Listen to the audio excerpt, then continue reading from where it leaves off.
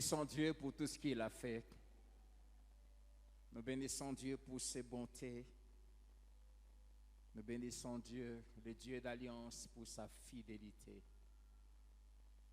Il a tellement fait et ce jour est consacré à lui dire merci. Bonjour à tous.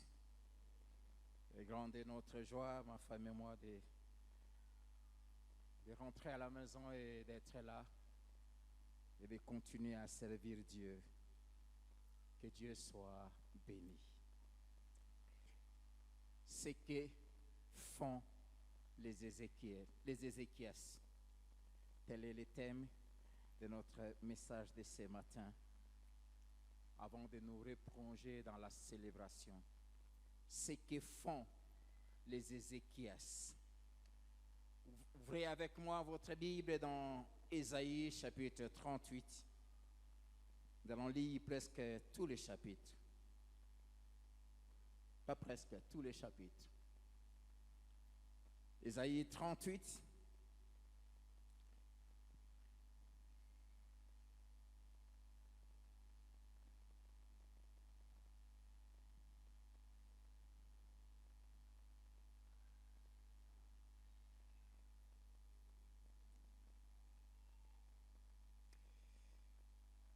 Merveilleuse histoire dans ce livre prophétique qui est appelé par tous les théologiens les évangiles de l'Ancien Testament, l'évangéliste de l'Ancien Testament, le prophète Ésaïe, tellement qu'il parle du Messie et de tout ce qui va arriver après. Et puis du chapitre 36 à 38, il ouvre une parenthèse pour raconter une histoire qui est déjà racontée dans 2 Rois et dans 2 Chroniques, parce que ça s'est passé à son époque. En ces temps-là, Ézéchias fut malade à la mort. Le prophète Ésaïe, fils d'Amon, vint auprès de lui et lui dit: Ainsi parle l'Éternel, donne tes ordres à ta maison, car tu vas mourir et tu ne vivras plus. S'il y a une chose que j'aime chez les prophètes, c'est qu'ils ne sont pas complaisants, le vrai. Et ils sont directs. Ils ne flattent pas. Ce n'est pas comme nos prophètes d'aujourd'hui qui changent le message selon le visage. Il va devant le roi et puis il lui dit: tu vas mourir. Et puis il se retourne, il part. Je prie que nous ne soyons pas des flatteurs, mais de ceux qui disent ce que Dieu veut qu'on dise, que ça plaise ou pas.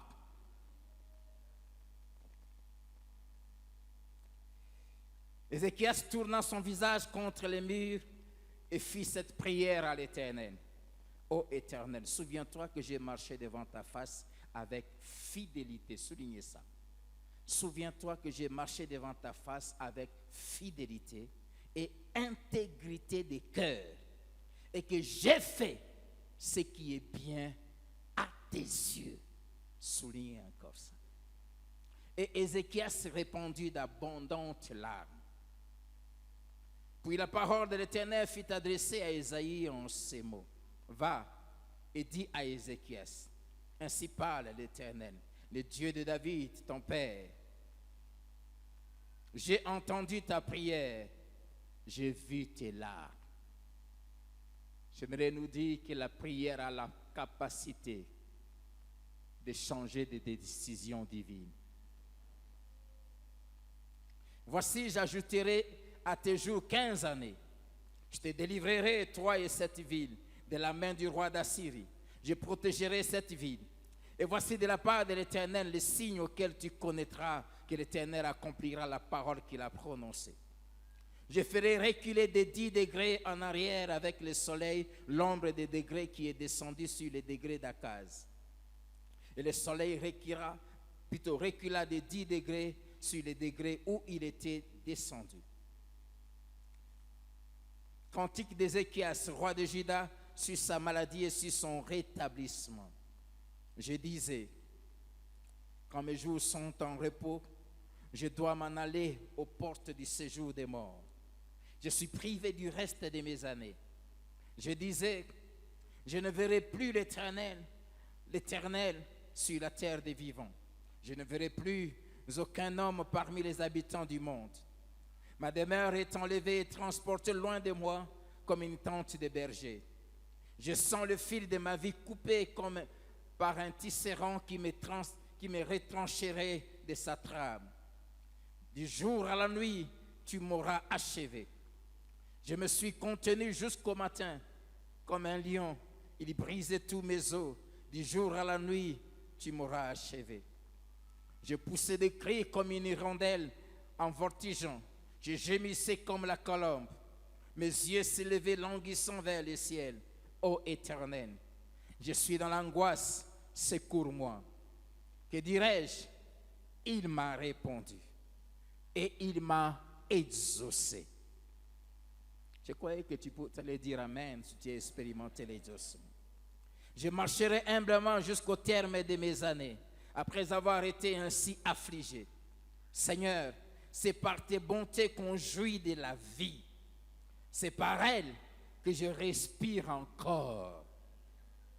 Tu me rétablis, tu me rends la vie. Voici mes souffrances même sont devenues mon salut. Tu as pris plaisir à retirer mon âme de la fosse de la destruction, car tu as jeté derrière toi tous mes péchés. Ce n'est pas le séjour des morts qui te loue. Ce n'est pas la mort qui te célèbre. Ce qui veut dire que si tu ne célèbres pas Dieu, tu es mort. Tous ceux qui refusent de célébrer Dieu sont des morts. Ceux qui sont descendus dans la fosse n'espèrent plus en ta fidélité. Parce que tu es vivant, Dieu n'a pas encore fini avec toi. Les vivants, c'est celui-là qui te loue comme moi aujourd'hui. Alléluia! Les vivants, c'est celui-là qui te loue, qui te célèbre, qui t'acclame, qui te chante, qui pousse des cris de joie, qui donne gloire en ton nom. Hey!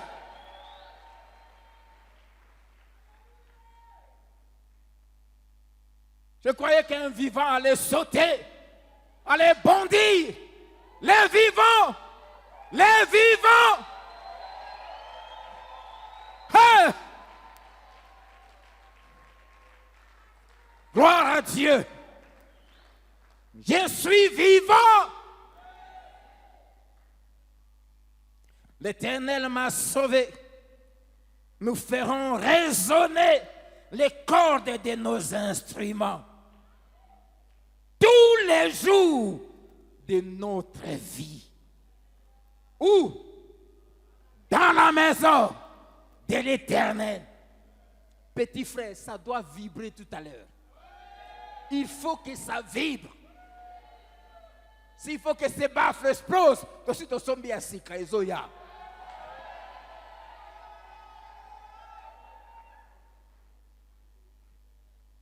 Tu te sens bien si Kaizoya. Alors ça, s'il faut que ça explose, que ça explose.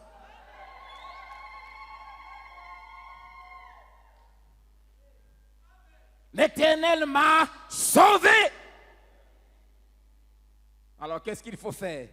Nous ferons résonner les cordes de nos instruments tous les jours de notre vie dans la maison de l'Éternel. Amen. Amen. Amen. Amen.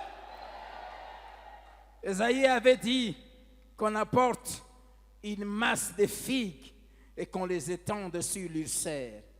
Et Ézéchias vivra. Et Ézéchias avait dit, à quel signe connaîtrai-je que je monterai à la maison de l'Éternel? Amen. Que Dieu soit béni. Ce que font les Ézéchias. Les Ézéchias font, avant d'abord de parler de ce qu'ils font, j'aimerais d'abord parler de 5 choses qui les caractérisent. 5 caractéristiques qui caractérisent les Ézéchias.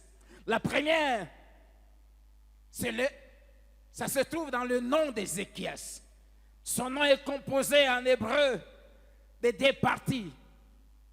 Shazak, C-H-A-Z-A-Q, qui veut dire être fort. Être du verbe être, je suis. Être fort. Et Yav a dit l'Éternel. Ézéchias veut dire la force de l'Éternel. Les Ézéchias, ce sont ceux qui sont forts par l'Éternel. Ceux qui sont forts pour l'Éternel.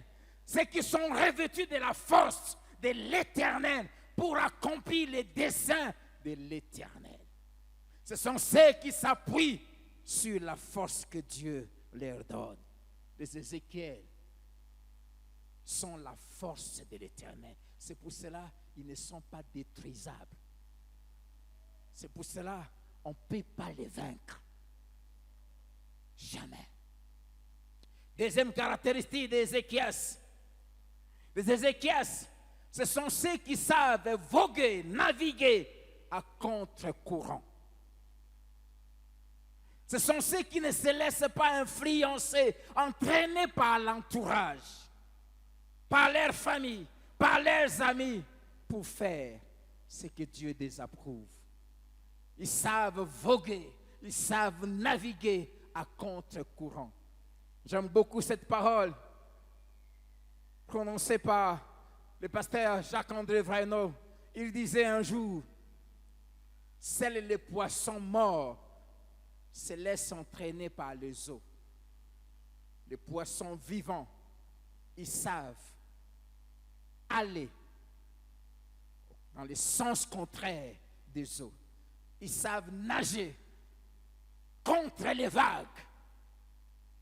Et les Ézéchias ne se laissent pas influencer par leur milieu, par ce qu'ils voient. J'aimerais nous dire, même si le monde se corrompt comme il veut, les vrais enfants de Dieu ne seront jamais influencés par le mal.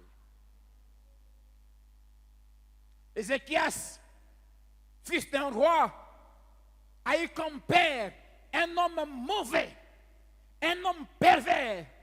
Il est né, son père était roi, et son père a été méchant, un grand sataniste.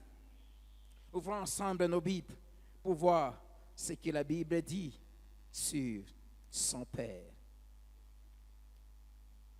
Des Chroniques, chapitre 28.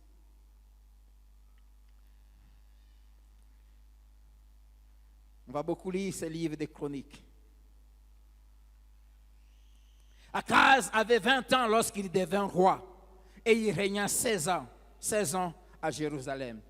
Il ne fit point ce qui est droit aux yeux de l'Éternel, comme avait fait David son père. Il marcha dans les voies des rois d'Israël. Et même il fit des images en métal fondu pour les Baals. Il brûla des parfums dans la vallée des fils d'Hinnom. Et il fit passer ses fils par le feu. Il sacrifiait même ses enfants aux dieux, aux démons, suivant les abominations des nations que l'Éternel avait chassées devant les enfants d'Israël. Il offrait des sacrifices et des parfums sur les hauts lieux, sur les collines et sur tout arbre vert. L'Éternel, son Dieu, les livra entre les mains du roi de Syrie. Et les Syriens les battirent et lui firent un grand nombre de prisonniers qu'ils amenèrent à Damas. Il fut aussi livré entre les mains du roi d'Israël, qui lui fit éprouver une grande défaite. Pécache, roi de Rémalia, tua dans un seul jour en Juda 120 000 hommes, tous vaillants, parce qu'ils avaient abandonné l'Éternel, le Dieu de leur père. Cet homme était très mauvais. Verset 16. En ce temps-là, le roi Akaz, en voyant demander du secours au roi d'Assyrie. Verset 19. Car l'Éternel humilia Juda à cause d'Akaz, roi d'Israël, qui avait jeté les désordres dans Juda et commis des péchés contre l'Éternel. Il avait jeté les désordres en Juda. Verset 21. Car Akaz dépouilla la maison de l'Éternel, la maison du roi et celle des chefs, pour faire des présents au roi d'Assyrie, ce qui ne lui fit d'aucun secours. 22. Pendant qu'il était dans la détresse, il continuait à pécher contre l'Éternel, lui, le roi Akaz. Verset 24. Akaz rassembla les ustensiles de la maison de Dieu et il mit en pièces les ustensiles de la maison de Dieu. Il ferma les portes de la maison de l'Éternel. Il avait même interdit les cultes de Dieu. Il a fermé les temples et interdit les peuples d'aller adorer Dieu. Voilà ce qui était le père d'Ézéchias. Et il est né et il a vu comment son père se pervertissait, adorait les idoles, sacrifiait ses frères et sœurs. Mais lui, il ne s'est jamais laissé influencer par cela. Il a été un roi exemplaire. Je prie que le milieu dans lequel tu évolues ne puisse jamais t'influencer dans le mal. Je prie que quelles que soient les choses que Dieu peut faire dans ta vie, quel que soit là où il peut t'amener, que tu restes chrétien. Je prie que cette parole de Paul, je sais vivre dans l'abondance, je sais vivre dans l'humiliation, soit ton partage. Que tu apprennes à rester chrétien. Les Ézéchias, ce sont des gens qui ne changent pas de comportement, de langage, d'attitude en fonction du milieu. Nous ne sommes pas des caméléons. Les Ézéchias ne se laissent pas influencer. Ils imposent les principes de vie de leur royaume. Ce sont eux qui influencent leur milieu. Nous saurons que tu es un vrai chrétien.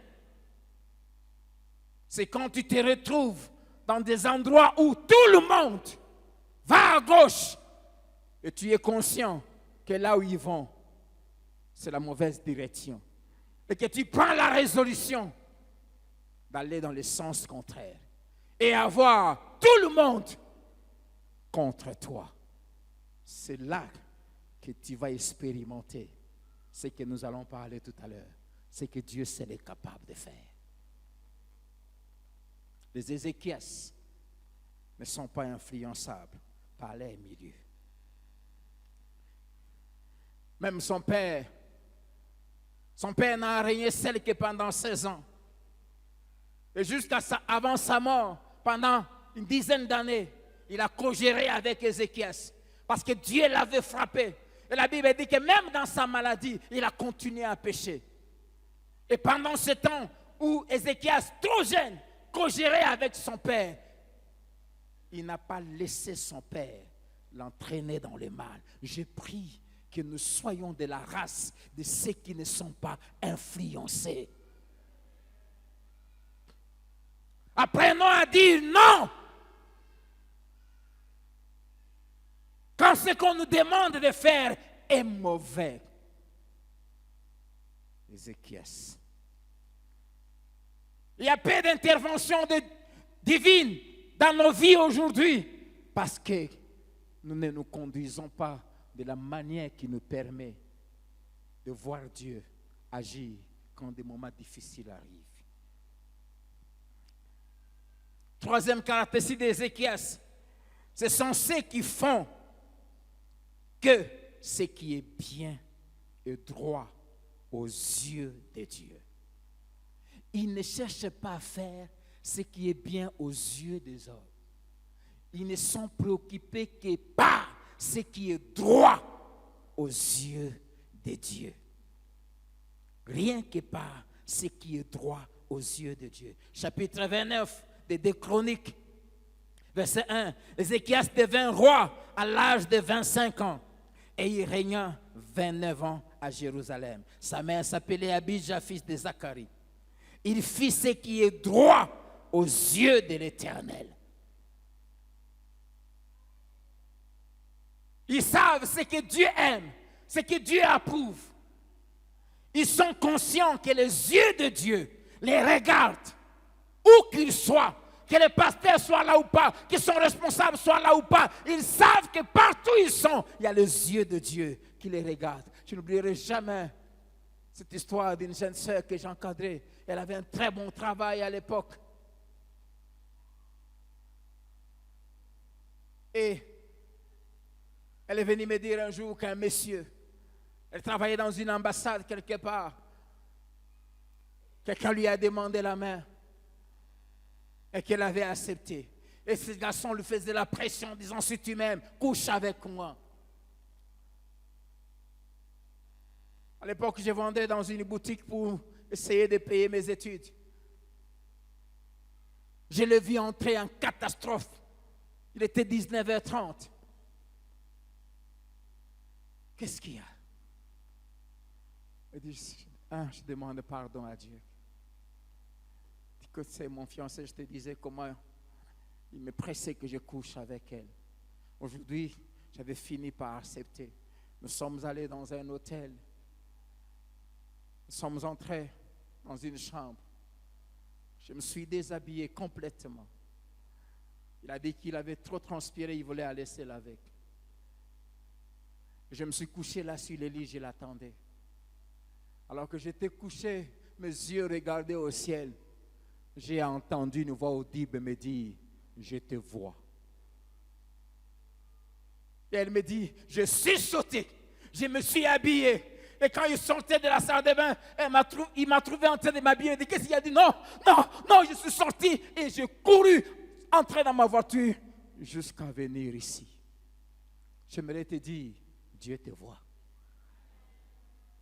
Le pasteur ne te voit pas. Papa ne te voit pas. Maman ne te voit pas. Mais Dieu te voit. Et Ézéchias était conscient de ça. Et la Bible dit, il fit ce qui est droit aux yeux de l'Éternel. Verset 2, verset 3 plutôt. La première année de son règne, au premier mois, il ouvrit les portes de la maison de l'Éternel et il les répara. Les Ézéchias, ce sont des gens qui, malgré leur jeune âge, sont prêts à tout pour Dieu. Ils donnent à Dieu toujours la première place. J'aimerais te dire, tu n'as pas besoin d'attendre de devenir vieux pour commencer à craindre Dieu. La crainte de Dieu, ça s'apprend dès les bas âges.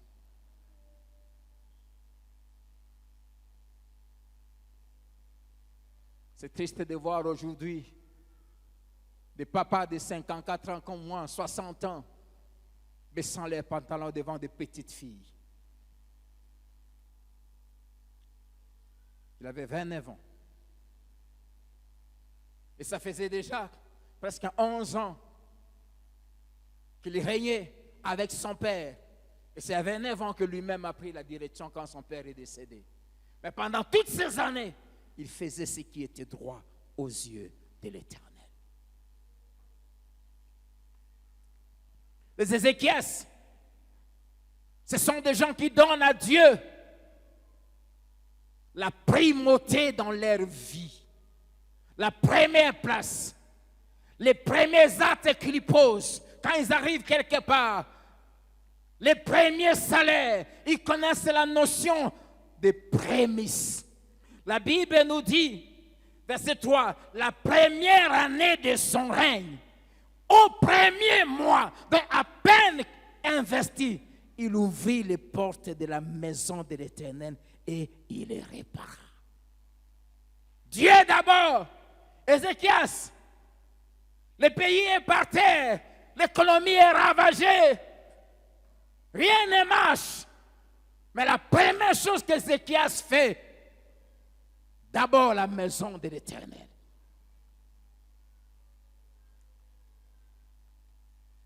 Tout au long de cette année, quand tu t'es levé chaque matin, quelle était la première chose que tu faisais? Qui a mangé ton premier salaire? Tu es jeune. À qui tu donnes tes premières vigueurs? J'ai toujours béni Dieu de l'avoir connu si jeune, de m'avoir si épuisé en le servant comme un petit fou. Au premier mois, d'abord il est parti ouvrir. À qui tu donnes les premières heures, les premières capacités, énergie de ta vie. Si Dieu n'a pas été au commencement, il ne sera pas au milieu et encore moins à la fin. La Bible nous donne cette instruction de Dieu. Tu me consacreras tout premier-né. Tout ce qui est premier appartient à l'Éternel. Le psaume 5, verset 4, la Bible dit, Éternel, les matins tu entends ma voix. Les matins, je me tourne vers toi et je regarde. Qui est-ce que tu regardes quand tu te réveilles? Psaume 59, verset 17, dès le matin, je célébrerai ta bonté. Mais écoutez ce que la Bible dit sur ceux qui ne donne pas à Dieu les matins. Psaume 127, verset 2, la Bible dit, en vain, vous vous levez les matins, c'est-à-dire sans prier, sans penser à Dieu. Vous vous couchez tard, c'est-à-dire sans même avoir le temps à consacrer à Dieu, même pour venir au culte le mercredi ou le soir, tellement que tu ne vis que pour l'argent. La Bible dit, et vous mangez le pain de douleur. Mais il en donne à ses bien-aimés pendant leur sommeil. Alléluia. Amen. Pour Ézéchias, ouvrir les portes de la maison de Dieu que son père avait fermée. Réparer la maison de Dieu. Remettre de l'ordre, sanctifier la maison de Dieu. La rendre plus belle, plus agréable. Était la priorité des priorités. Conscientiser les hommes de Dieu, son peuple, ses frères et sœurs, à être sérieux avec Dieu, était la priorité des priorités. Le verset 4, la Bible dit, il fit venir les sacrificateurs et les Lévites, qu'il assembla dans la place orientale. Verset 11, la Bible dit, il leur dit, maintenant, mes fils, cessez d'être négligents, car vous avez été choisis par l'Éternel pour vous tenir à son service devant lui, pour être ses serviteurs et pour lui offrir des parfums. Il les a conscientisés. Il a demandé à son peuple de revenir à Dieu. Il les a conscientisés à ne pas refaire les erreurs de leurs pères, les erreurs de leurs aînés. Il leur a rappelé les conséquences de l'éloignement de Dieu par leur père ont produit sur eux. Verset 609. Car nos pères ont péché. Ils ont fait ce qui est mal aux yeux de l'Éternel, notre Dieu. Ils l'ont abandonné. Ils ont détourné les regards du tabernacle de l'Éternel et lui ont tourné le dos. Ils ont même fermé les portes du portique et éteint les lampes. Et ils n'ont offert au Dieu d'Israël ni parfum, ni holocauste dans les sanctuaires. Aussi la colère de l'Éternel a-t-elle été sur Juda et sur Jérusalem. Et il les a livrés au trouble, à la désolation et à la moquerie, comme vous le voyez de vos yeux. Et voici, à cause de cela, nos pères sont tombés par l'épée, et nos fils, nos filles et nos femmes sont en captivité.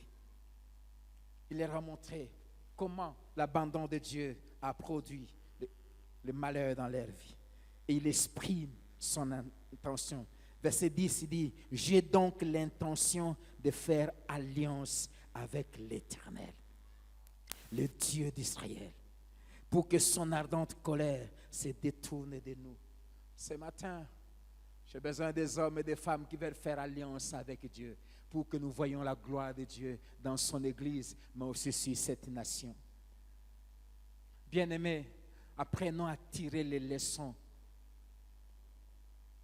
des conséquences des actes de nos pères, de nos aînés, de ceux qui ont tourné le dos sur Dieu, à Dieu, et des conséquences de leurs actes sur nos vies. Nous vivons parfois comme si le monde a commencé par nous.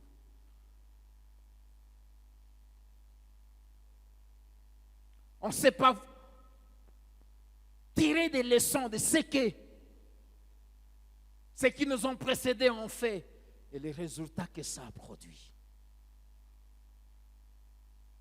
J'ai vu les gens abandonner Dieu. J'ai vu ce que sont devenus leur vie, leur famille, leurs enfants. J'ai vu, je l'ai souvent dit ici, ce qu'a été la vie de mon père, ce que ça a produit comme dégâts et catastrophes dans nos vies, nous les enfants. Et ça continue jusqu'aujourd'hui. Je rends grâce à Dieu qui m'a fait le privilège de le connaître si tôt. Et j'ai dit, ça, je ne ferai pas. Ézéchias. Et les résultats de cette conscientisation, de ce désir d'abord de prioriser Dieu, nous le voyons au verset 12. D'abord, la Bible dit, et les Lévites s'élevèrent. Verset 15, ils réunirent leurs frères et après s'être sanctifiés, ils vinrent pour purifier la maison de l'Éternel selon l'ordre du roi et d'après les paroles de l'Éternel. Les sacrificateurs entraient dans l'intérieur de la maison de l'Éternel pour la purifier. Ils sortirent toutes les impuretés qu'ils trouvaient dans les temples de l'Éternel et les mirent dans les parvis de la maison de l'Éternel, où les Lévites les reçurent pour les emporter dehors au torrent de Cédron.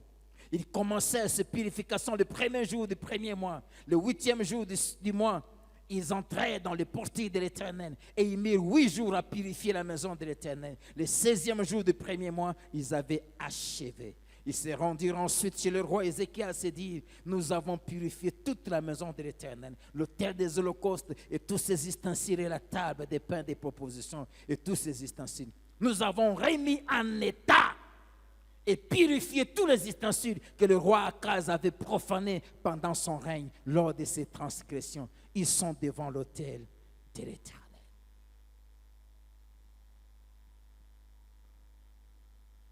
Tous ces frères, les Lévites se sont levés et ils ont appelé leurs frères. Et ils se sont mis à mettre de l'ordre dans la maison de Dieu, à purifier la maison de Dieu. C'était la priorité des priorités. Je prie qu'une race qui fera de Dieu le centre de leur vie s'élève dans cette nation, s'élève dans cette église pour que tout soit restauré. J'entends quelqu'un dire dans son cœur, ce n'est pas le message qu'il fallait nous donner aujourd'hui. Tu vas comprendre pourquoi.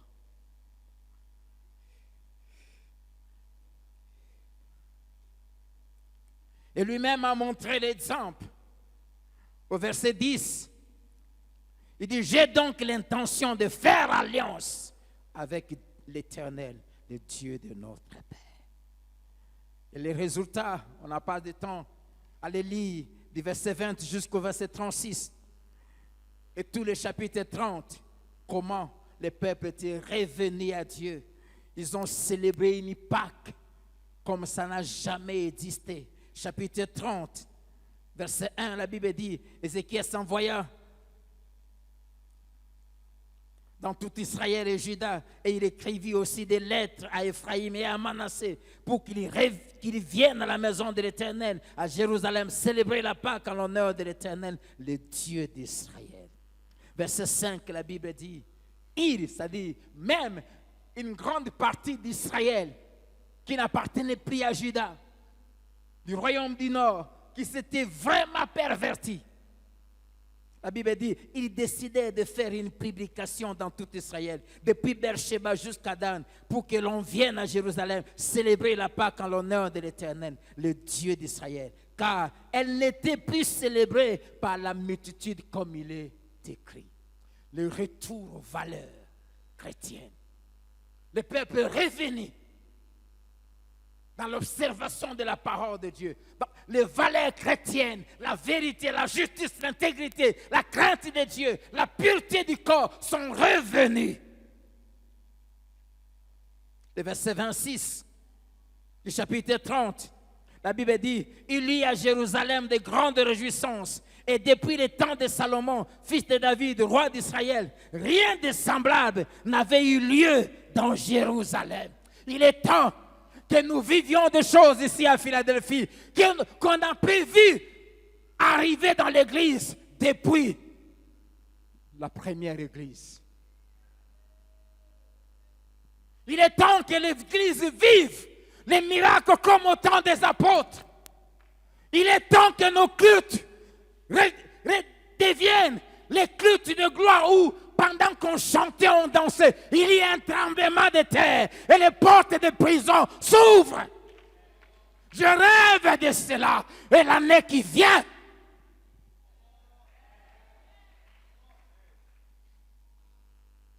Mais pour que cela arrive, il faut que nous revenions à l'Éternel. Il faut que nous revenions dans la maison de Dieu. Il faut que Dieu reprenne sa place dans nos cœurs. Depuis le temps de Salomon, et on n'a plus fait ça. Il est temps que les valeurs qui ont été abandonnées reviennent à l'église. Il est temps qu'on commence à se marier vierge. Dites-moi amen. Il est temps qu'on ait à l'église des jeunes filles, 25 ans, 30 ans, mais vierges. Il est temps qu'on ait à l'église des garçons qui ont fini les études, travaillent un bon travail, pas encore mariés, 30 ans, mais n'a jamais vu même la tête du sein d'une fille. Il est temps que ces valeurs reviennent. La parole de Dieu n'a jamais, jamais, jamais changé. Dieu est le même hier, aujourd'hui et éternellement. Il est temps que les choses qui se faisaient au temps des apôtres s'effacent. Mais pour que cela arrive, il faut qu'il y ait des Ézéchiel dans chaque famille. Je prie que tu sois plutôt l'Ézéchias de ta famille. Je prie que tu deviennes l'Ézéchias de ton quartier. Je prie que ton quartier bouge à cause de toi. Je prie que les jeunes de ton quartier bougent, reviennent à Dieu à cause de toi. Il est temps qu'on s'élève et qu'on commence à se tenir dans le coin de nos quartiers pour dire aux jeunes gens, Dieu vous aime. Ce n'est pas comme ça qu'on doit vivre. Il est temps qu'à l'université, que l'on entende le Fils de Dieu dire que l'impudicité est un péché. Tricher est un péché. Il est temps que ces valeurs reviennent. Reviennent à l'église. Quelqu'un veut être un Ézéchias dans sa génération, qu'il s'élève. J'aimerais faire une courte prière pour lui et pour elle. Il faut qu'il y ait des Ézéchias.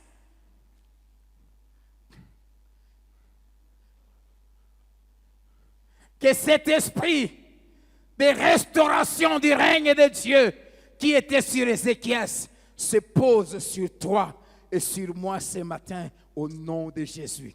Je déclare qu'en sortant de ce lieu, aujourd'hui, tu vas restaurer le règne de Dieu dans ta propre vie d'abord, dans ta famille, dans ta maison, dans ton quartier, dans ton lieu de travail ou d'études, au nom de Jésus-Christ.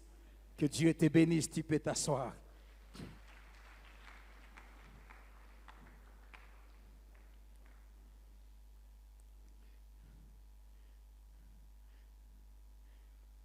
Et allez lire la suite de ce chapitre 30. Vous allez voir comment les choses ont été restaurées. Verset 13, la Bible dit: un peuple nombreux s'est réuni à Jérusalem pour célébrer la fête. Bien-aimé, qu'est-ce que je n'ai pas entendu? Oh, l'église va fermer, les gens vont partir. Il fait que parler sainteté. C'est plutôt la sainteté qui va attirer tout le Lubumbashi ici. Reste là, tu vas voir. Tu vas voir, il n'y aura plus de place ici. Un peuple nombreux s'est réuni. La sainteté ne fait fuir que ceux qui appartiennent au royaume des ténèbres. La sainteté attire ceux qui appartiennent à Dieu. Les fils d'Abraham, même quand ils peuvent être un peu égarés, comme Zachée, la sainteté les attire. Quand ils entendent Jésus passer, ils montent même sur un arbre pour le voir. Et quand la sainteté c'est reconnaître le cœur de ceux qui appartiennent à Dieu. Et sa sainteté s'arrête et lui dit: Zachée, descends, car il faut que je mange sur toi aujourd'hui. La sainteté ne fait fuir que les aventuriers. La sainteté ne fait fuir que le sorcier. La sainteté ne fait fuir que le fils du diable. La sainteté ne peut pas faire fuir un vrai chrétien.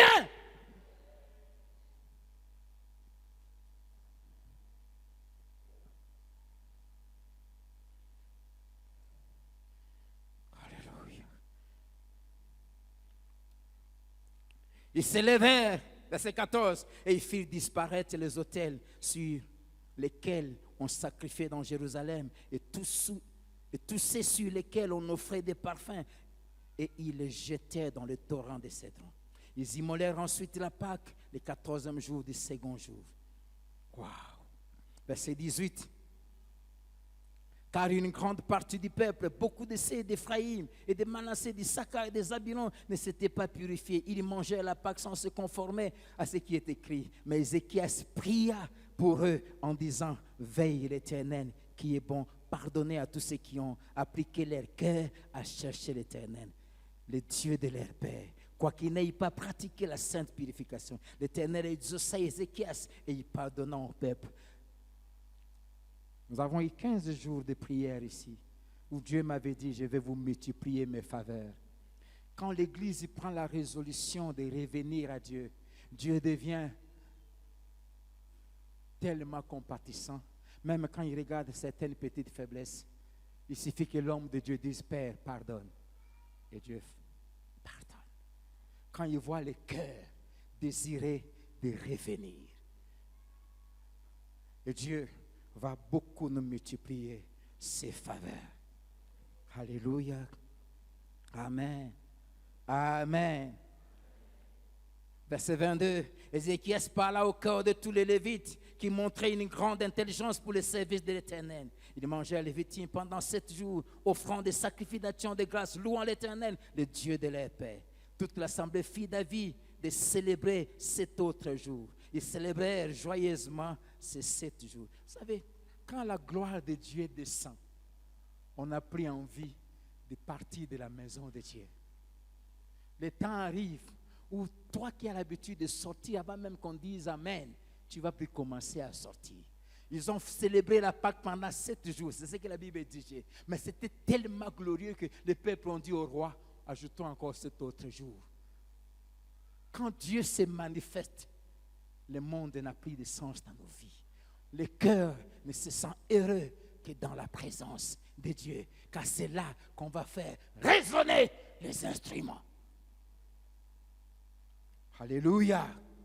Amen. Je prie que cela arrive dans ta famille. Que vous commencez à avoir des cultes familiaux qui ne vont pas s'arrêter.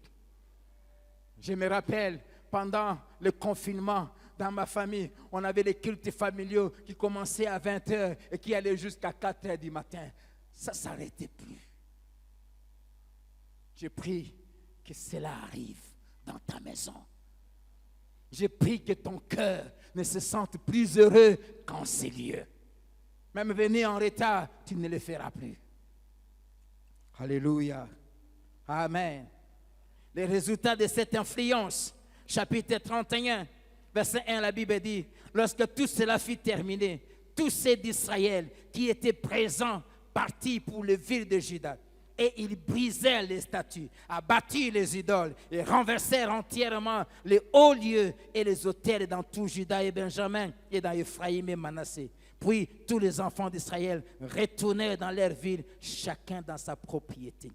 À cause de l'influence qu'Ézéchias a eue sur eux, et à cause de leur retour vers Dieu, tous ceux qui ont expérimenté ce temps dans la présence de Dieu, quand ils sont rentrés, chacun dans sa maison, dans son avenir, se sont mis à détruire les autels qui étaient consacrés au faux Dieu. Et tout le pays a été restauré. Je prie que Philadelphie t'influence tellement que quand tu rentres chez toi, tout bouge. Que quand tu rentres chez toi, tu dises à ta femme et à tes enfants, la bière n'entre plus ici. Ça se fait plus ici. Ça dorénavant, plus c'est moi.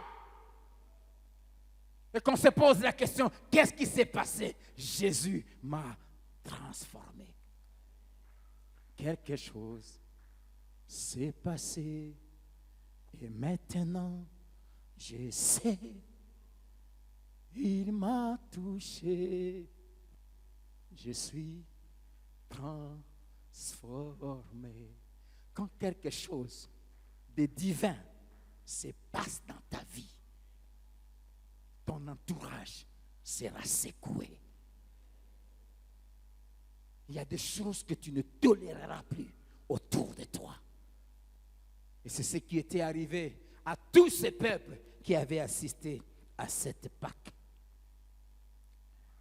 Quatrième caractéristique d'Ézéchias, ce sont ceux qui sont hantés par le bien-être de la maison de Dieu, de l'œuvre de Dieu et de l'avancement du royaume de Dieu, et qui y investissent leur temps, leurs moyens, leurs compétences, et tout ce qu'ils ont et tout ce qu'ils sont pour faire avancer la maison de Dieu et son royaume.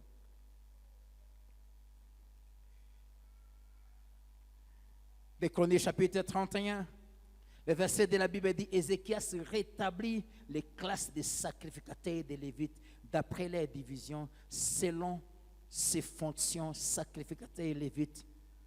Il a rétabli. Les Ézéchias, quand ils arrivent, ils rétablissent les choses à leur place. Verset 3, la Bible dit, le roi donna une portion de ses biens pour les holocaustes du matin et du soir, et pour les holocaustes des sabbats, des nouvelles lunes et des fêtes. Les Ézéchias, ils sont prêts à donner tout ce qu'ils ont pour l'avancement du royaume de Dieu. Ils n'hésitent pas. Le roi donna, alors que son père prenait les biens, ses richesses et même les biens de la maison de Dieu pour aller acheter les consciences des gens. Mais Ézéchias donna. Si tu es vraiment un Ézéchias, tu n'hésiteras pas à donner à l'œuvre de Dieu. Verset 4. Les Ézéchias enseignent les autres. La Bible dit, il dit au peuple et aux habitants de Jérusalem de donner la portion des sacrificateurs et des Lévites afin qu'ils observent fidèlement la loi de Dieu. Il enseigne. Il a enseigné au peuple d'apprendre à donner leurs dîmes, leurs offrandes, leurs prémices pour que les hommes de Dieu aient de quoi s'occuper de la maison de Dieu. Et les conséquences, le verset 5 au verset 12, la Bible dit que le peuple, la chose fut répandue. Les enfants d'Israël donnèrent en abondance les prémices du bleu, du mou, de l'huile, du miel et de tous les produits des champs. Ils apportèrent aussi en abondance la dîme de tout, parce qu'ils ont été enseignés. Mais même les enfants d'Israël et de Juda qui demeuraient dans les villes de Juda donnèrent la dîme du gros et du médi bétail et la dîme des choses saintes qui étaient consacrées à l'Éternel leur Dieu, et dont on fit plusieurs tas. On commença à former l'État au 3e mois et l'on acheva au 7e mois. Ézéchias et les chefs vinrent voir l'État et ils bénirent l'Éternel et son peuple d'Israël. Ézéchias interrogea les sacrificateurs et les Lévites au sujet de cet État. Alors le souverain sacrificateur Azaria de la maison de Tchadok lui répondit, depuis qu'on a commencé d'apporter les offrandes dans la maison de l'Éternel, nous avons mangé, nous sommes rassasiés et nous en avons beaucoup laissé car l'Éternel a béni son peuple. Et voici la grande quantité qu'il y a de restes. Ézéchias donna l'ordre de préparer des chambres dans la maison de l'Éternel et on les prépara. On y apporta fidèlement les offrandes, la dîme et les choses saintes, les Lévites. Je déclare que le temps arrive, le temps de l'abondance. Non seulement Dieu va vous bénir tellement que donner à Dieu ne sera plus. On n'aura plus besoin de faire des appels. Tu entreras, tu verras ça manque et tu donneras toi-même. Le temps arrive où l'abondance va régner dans la maison de Dieu. Le temps arrive où les hommes de Dieu dans cette église ne manqueront plus rien. Ça, parmi les signes, quand le peuple a abandonné le péché, quand le peuple est revenu à Dieu, parmi les signes, c'est que l'église prospère financièrement parce que le peuple apprend à donner à Dieu et à s'occuper de la maison de Dieu. Il n'y a pas de conversion qui s'arrête simplement au cœur. La conversion que le Saint-Esprit produit atteint la tête, atteint aussi la poche et le sac. Le vrai converti, les poches aussi sont converties. Alléluia. Le peuple a donné tellement en abondance qu'il y avait des restes. Et on a créé, le temps arrive où nous allons ouvrir des comptes dans toutes les banques qui existent. Amen. Parce que le peuple s'était consacré à Dieu. Le service de Dieu a été réorganisé et les serviteurs ont été placés chacun à son poste. Lisez le verset 13 jusqu'au verset 19. Voilà les choses que font les Ézéchias. Lisons ensemble les versets 20 et 21 du chapitre 31. Voilà ce que fit Ézéchias dans tout Juda. Il fit ce qui est bien, ce qui est droit, ce qui est vrai devant l'Éternel, son Dieu. Je répète, de Chroniques 31, verset 20. Voilà ce que fit Ézéchias dans tout Juda.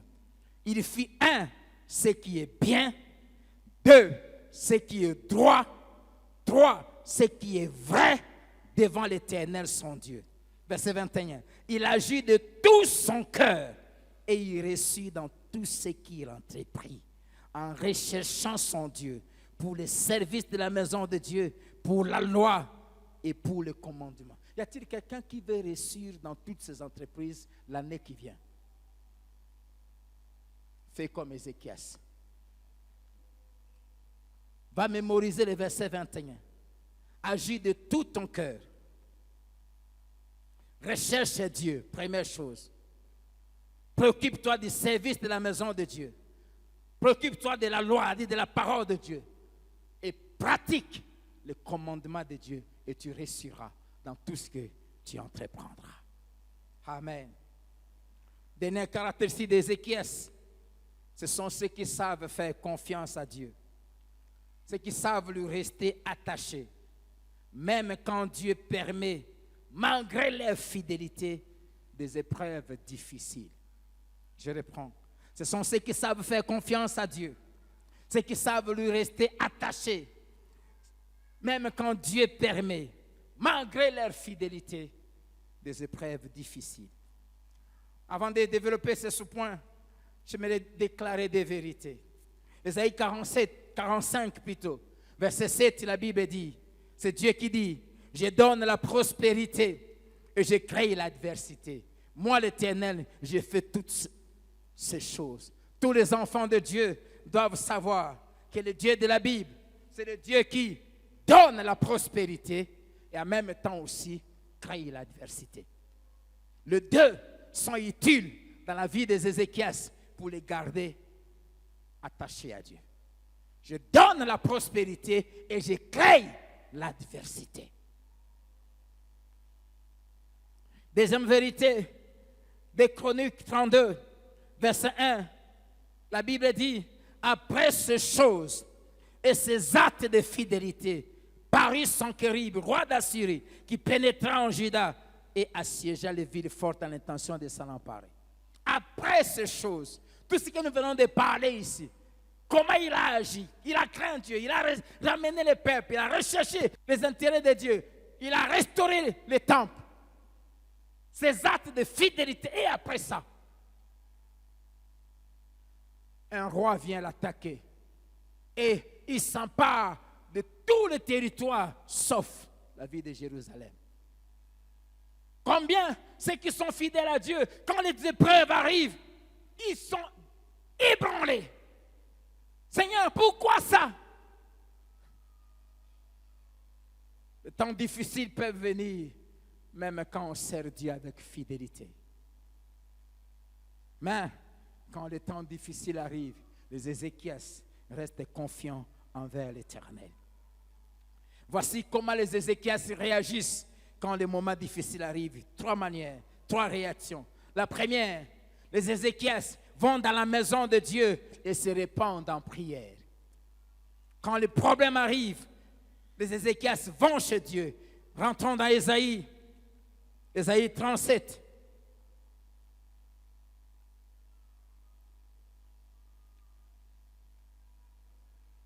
Le verset 1.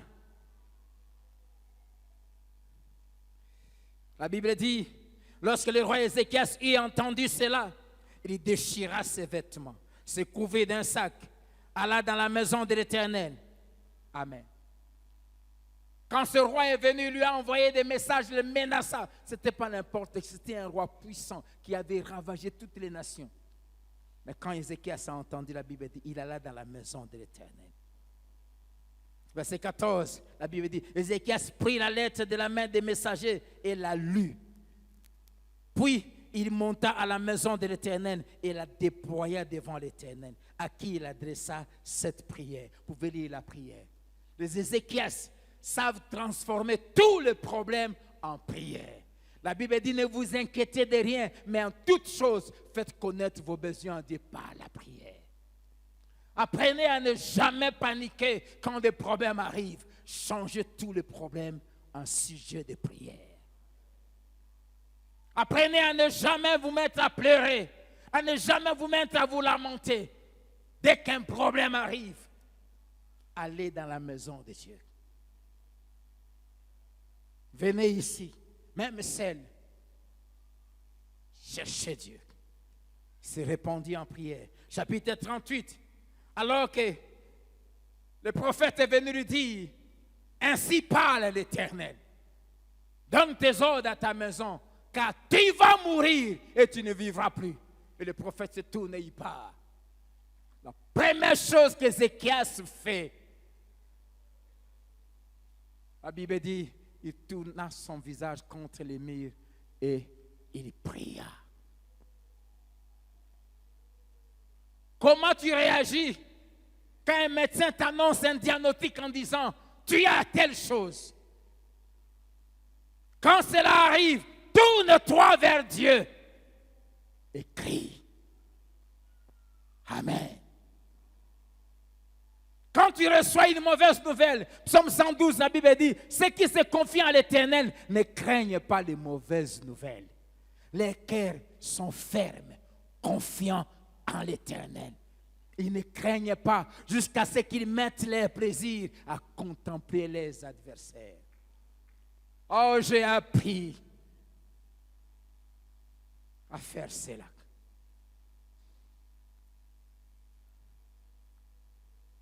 Que des mauvaises nouvelles que nous recevons, que des menaces, j'ai appris à me retourner et à lever les yeux vers celui-là. Le Dieu que je sers. Deuxième réaction d'Ézéchias. Les Ézéchias, après avoir crié à Dieu, ils vont vers les vrais frères, les vraies sœurs, ceux qui partagent la même foi, ceux qui sont passionnés de Dieu, ceux qui ne craignent rien, ceux qui aiment Dieu comme eux. Ils tiennent conseil. La Bible dit Ézéchias a convoqué ses conseillers et il tient conseil. J'aime ce que Actes 4, verset 23 et 24, il dit, quand Pierre et Jean ont été relâchés, il dit, ils allaient vers les leurs. Les leurs, ceux qui partagent la même foi, les mêmes convictions. Bien-aimés, entourez-vous bien. Entourez-vous des hommes de foi. Entourez-vous de gens qui craignent Dieu. Entourez-vous de gens qui ont confiance en Dieu, qui ont confiance à la parole de Dieu. Ne vous entourez pas de gens qui voient toujours les difficultés et les montagnes. Et Ézéchias avait celui qui pourrait appeler Moutoune Akati. Il avait Ésaïe. Et j'aime comment il a fonctionné.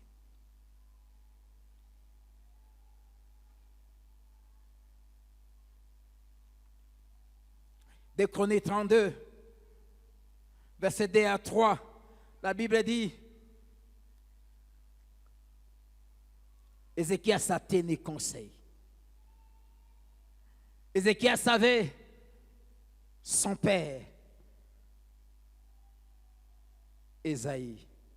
Chapitre 37 d'Ésaïe, verset 2, la Bible dit, il envoya Eliakim, chef de la maison du roi, et le plus ancien des sacrificateurs couvert de sacs vers Ésaïe le prophète, fils d'Amon, et il lui dit, ainsi parle Ézéchias. Il a envoyé le message à Ézéchias. Et j'aime ce que des Chroniques 32, verset 20, il dit, le roi Ézéchias et le prophète Ésaïe, fils d'Amon, se mirent à prier à ce sujet et ils crièrent au ciel. Ayez des gens qui, quand vous vous tournez vers eux, la première chose, le premier réflexe, vous criez à Dieu. Amen. Pas des gens qui... Non, ça c'est la sorcellerie, ça. Ça, c'est elle qui te combat. Non. Ils tournaient, Ézéchias et le prophète Ésaïe se mirent à chercher Dieu et à crier au ciel. Crions vers le ciel. Alléluia. Et troisième chose, Ézéchias était un homme courageux. Et il savait encourager les autres. Il était très courageux. Chapitre 32 des 2 Chroniques, verset 5, il avait dit, Ézéchias prit courage. Il reconstruisit la muraille. Verset 7 et 8, il dit à son peuple, fortifiez-vous et ayez du courage. Ne craignez point et ne soyez point effrayés devant le roi d'Assyrie et devant toute la multitude qui est avec lui. Car avec nous, il y a plus qu'avec lui. Avec lui est un bras de chair et avec nous, l'Éternel notre Dieu qui nous aidera et qui combattra pour nous. La Bible dit, le peuple eut confiance dans les paroles d'Ézéchias, roi d'Israël. Apprenons à nous encourager. Ayez des gens qui sont courageux et qui vous encouragent à faire confiance en Dieu. Et comme résultat, la Bible dit Dieu écouta et répondit à la prière. Dieu a écouté la prière d'Ézéchias face à Sanchérib. Et même quand on lui a annoncé qu'il allait mourir à cause de la maladie grave qu'il avait, Dieu a répondu par un message prophétique. Ésaïe n'était même pas encore sorti du palais royal quand Dieu lui a dit retourne. Va dire à Ézéchias, j'ai entendu ta prière. J'aimerais te dire, Dieu écoute la prière. Dieu n'écoute pas les murmures. Dieu écoute la prière. Alléluia. Amen.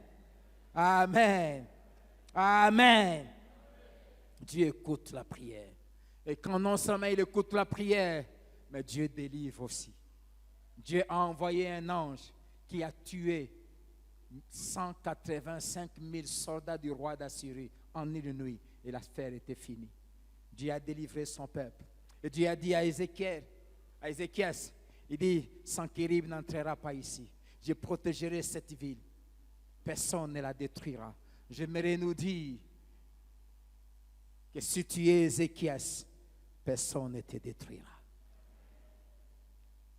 Ainsi parle l'Éternel. Il protégera cette œuvre. Il protégera ses serviteurs. L'ennemi ne la détruira pas.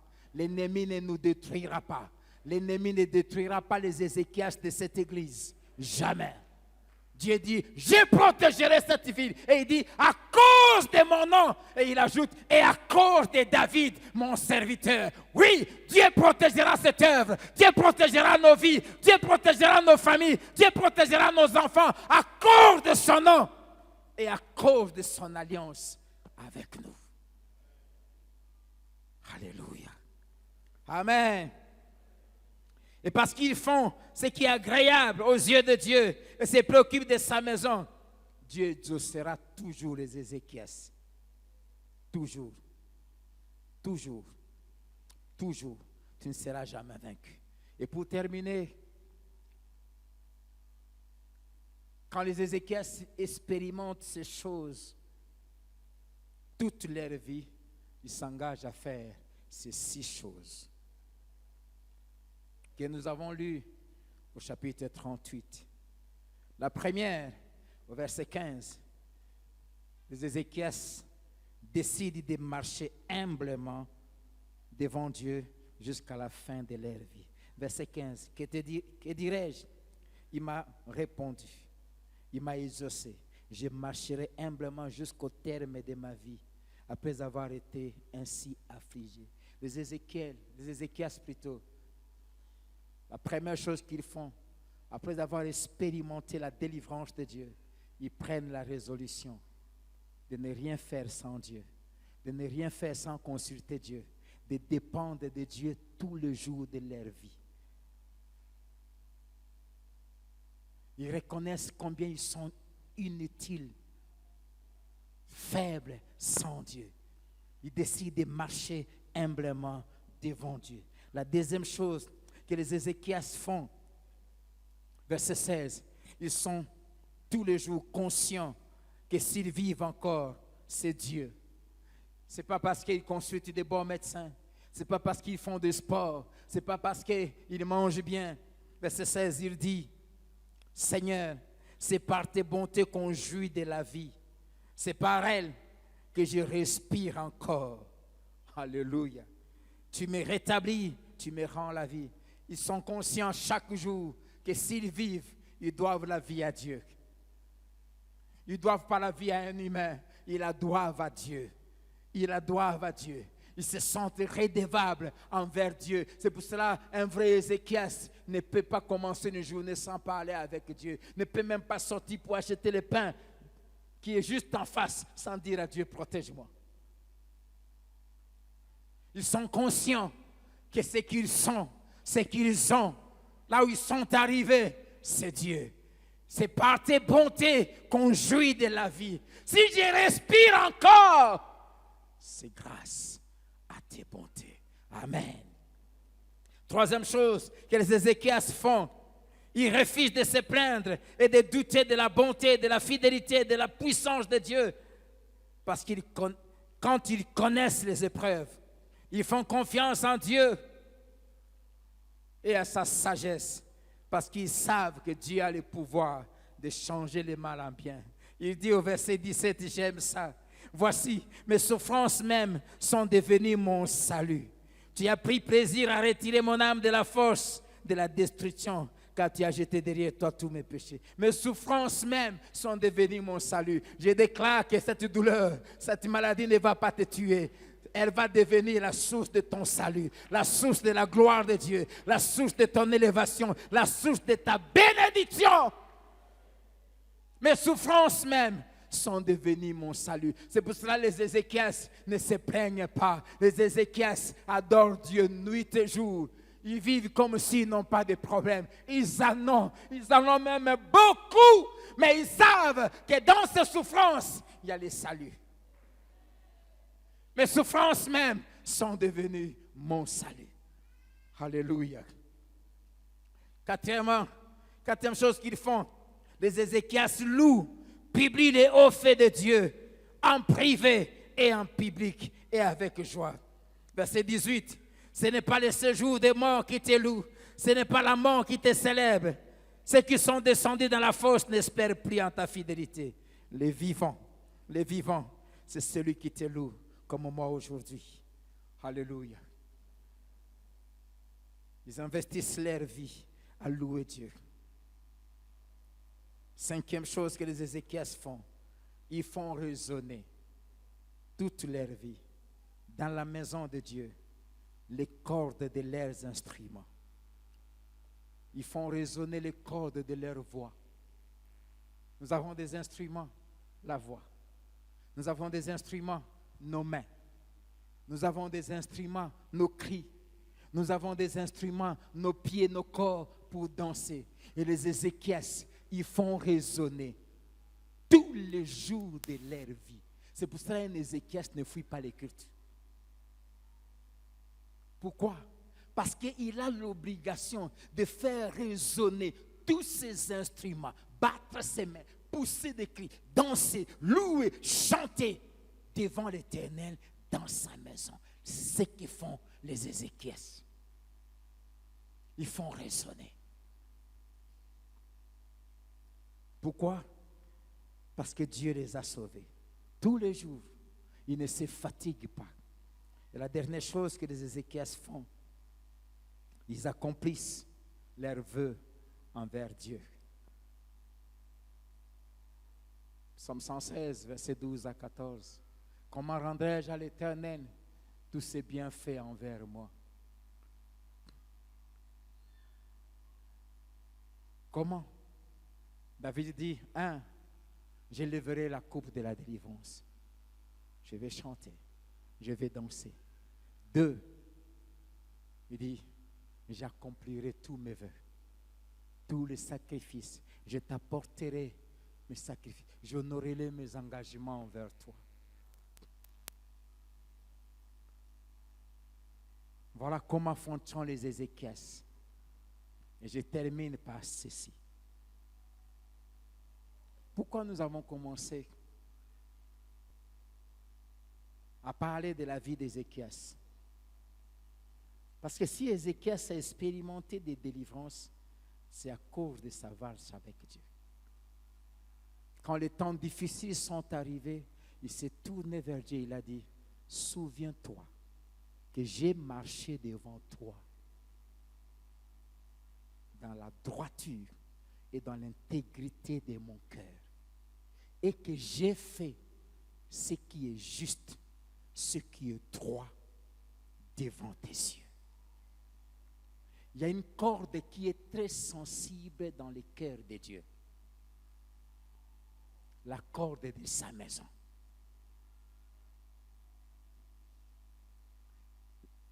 Il y a un air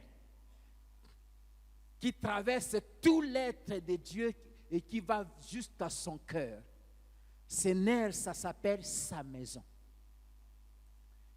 Tout enfant de Dieu qui s'investit dans l'œuvre de Dieu, qui s'investit dans la maison de Dieu, qui s'investit à faire avancer l'œuvre de Dieu. Ainsi m'a dit l'Éternel. Il y a 2 mois, quand il m'a donné ce message, tous ceux qui me servent de tout leur cœur, tous ceux qui s'occupent de ma maison, qui sont prêts à tout pour ma maison, dis-leur, comme Ézéchias, chaque fois qu'ils auront un problème, qu'ils me rappellent ce qu'ils ont fait dans ma maison.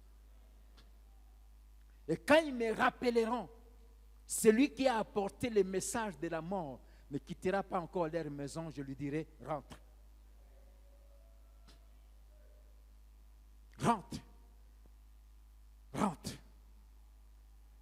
C'est pour ça que j'ai appris à ne pas jouer avec l'œuvre de Dieu. Et chaque fois que je suis devant un défi, et j'en ai eu tellement cette année, et j'ai secoué cette corde. J'ai appris à secouer cette corde, à commencer à citer, souviens-toi de ce que je suis pour ta maison, de ce que j'ai fait dans ta maison. Souviens-toi de mes offrandes, souviens-toi de mes dîmes, souviens-toi de mes gènes, souviens-toi de mes nuits, souviens-toi de mes... J'aimerais te poser la question, que fais-tu? Même pour un païen, un sans-Dieu, mais parce qu'un jour, il a osé s'occuper de la maison de Dieu. Il a eu un problème. Son serviteur est malade.